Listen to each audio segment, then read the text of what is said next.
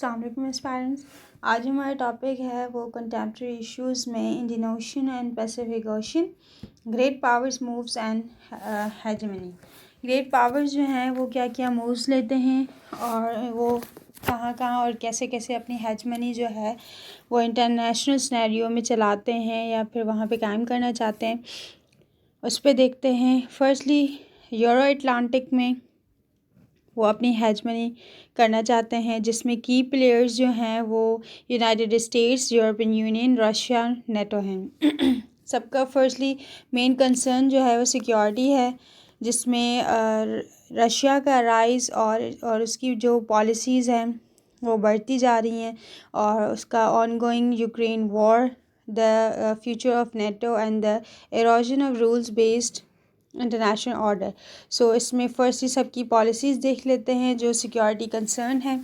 US की जो policy है वो Biden administration has prioritize the Euro Atlantic region, providing military and economic assistance to Ukraine.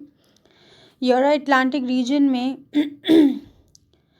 जो US की पॉलिसी है वो मिलिट्री और इकोनॉमिक असिस्टेंस प्रोवाइड करना है यूक्रेन को और स्ट्रेंथिंग करना है नेटो को। फिर ईयू यूरोपियन यूनियन की पॉलिसी जो है वो impose sanctions Ukraine Russia war में इम्पोज करना है रशिया पे सैंक्शंस, ताकि वो ट्रेड ना कर सके। और इसके अलावा working is to diversify its energy supply, जो भी इसके एनर्जी सप्लाईज आते हैं। और however there are divisions with in EU on how to deal with Russia. So EU की ये पॉलिसी है यूक्रेन रशिया वॉर में कि वो इम्पोज करे सैंक्शंस रशिया पर, ताकि वो ट्रेड ना कर सके, एनर्जी सप्लाईज ना कर सके और जो वॉर चल रही है उसको ख़त्म कर सके। फिर आता है रशिया की पॉलिसी क्या है इन सब में। Russia is seeking to determine the western alliances and establish a new sphere of influence in eastern Europe. Russia जो है वो ईस्टर्न यूरोप में अपना एक न्यू जो स्फीयर है ऑफ इन्फ्लुएंस ये करना चाह रहा है, और ये अपने जो वेस्टर्न अलाइंस हैं उसको भी अंडरमाइन करना चाहता है। ठीक है, अब आते हैं हम एशिया पैसिफिक पे। एशिया जो पैसिफिक ओशन है उस पर आते हैं। ये इसका पूरा सिनेरियो है मैप में, आप जैसे देख सकते हैं। ठीक है, इसके जो की प्लेयर्स हैं एशिया पैसिफिक में वो United states, China, Japan, India and Australia, ये इसके की प्लेयर्स हैं जो इसमें मुलविस जैसे कहते हैं वैसे हैं। ठीक है, इसके मेन सिक्योरिटी कंसर्न्स क्या हैं एशिया पैसिफिक के। Rise of China and its assertive behaviour in the South China C.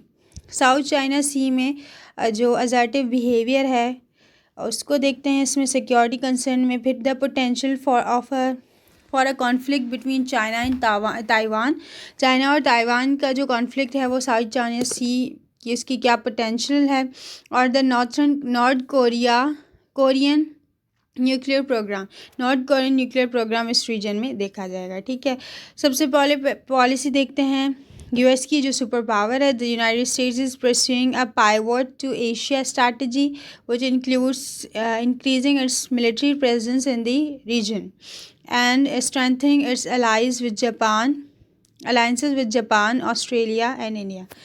United States जो है वो अपनी जो क्या कहते हैं अलाइंसेस हैं वो इंक्रीज़ कर रहा है, स्ट्रॉन्ग कर रहा है।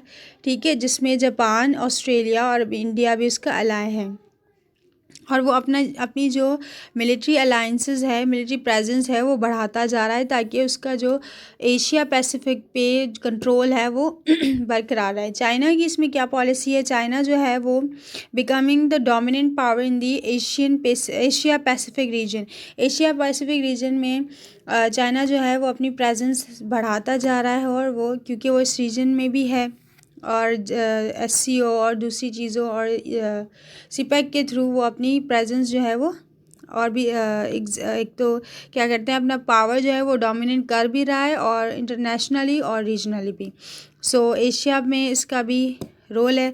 तो इसके लिए चैलेंजिंग जो है वो US लेड ऑर्डर है। पर जापान की पॉलिसी इसमें क्या है, क्योंकि वो जापान इसमें इंक्लूड है। तो Japan is increasing its military, अपनी मिलिट्री इंक्रीज़ कर रहा है, उस पर स्पेंड कर रहा है सबसे ज़्यादा। और is seeking to play a more assertive role in regional security. Regional security में वो अपना बहुत ज़्यादा रोल प्ले कर रहा है। इंडिया की पॉलिसी क्या है? इंडिया की पॉलिसी ये है कि concern about China's growing power. वो कंसर्न है कि चाइना का जो पावर है वो ग्रो कर रहा है, तो वो अपना भी पावर जो है वो स्ट्रेंथन कर रहा है यूनाइटेड स्टेट्स के साथ और दूसरी कंट्रीज़ के साथ जो भी इसके रीजन में। ठीक है, ऑस्ट्रेलिया की क्या है? Australia is increasing its military spending. ये भी अपनी मिलिट्री स्ट्रॉन्ग कर रहा है पैसिफिक, एशिया पैसिफिक में, और वो काम कर रहा है कि इस यूनाइटेड स्टेट्स और अदर कंट्रीज़ जो हैं उसके साथ अपनी टाइज़ अच्छी बनाएं। At the end the competition between the United States and China is the defining feature of the international order in the 21st century.